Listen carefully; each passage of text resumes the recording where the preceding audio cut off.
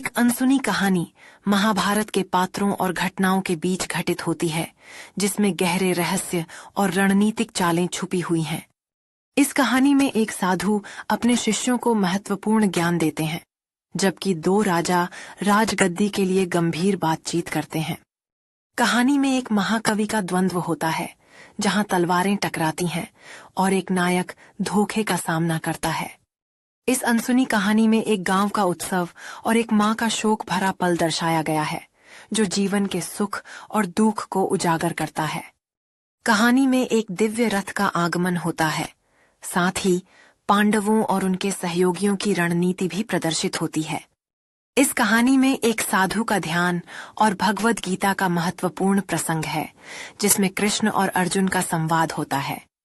कहानी में एक महाकाव्य युद्ध का दृश्य और एक नायक द्वारा उच्चतम बलिदान देने का क्षण दर्शाया गया है। इस अनसुनी कहानी में एक राजमहल का दृश्य और प्रतिद्वंद्वियों के बीच सुलह का भावुक क्षण प्रदर्शित होता है।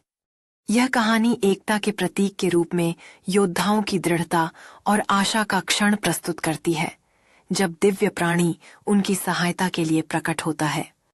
कहानी में एक प्राचीन शहर के बाजार और एक नायक के बलिदान का सम्मान करने का दुखद क्षण दर्शाया गया है।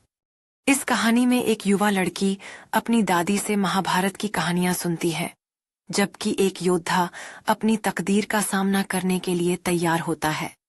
कहानी में एक सुबह की शांति होती है और एक पात्र अपने इरादों का खुलासा करता है, जिससे स्थिति में तनाव बढ़ता है।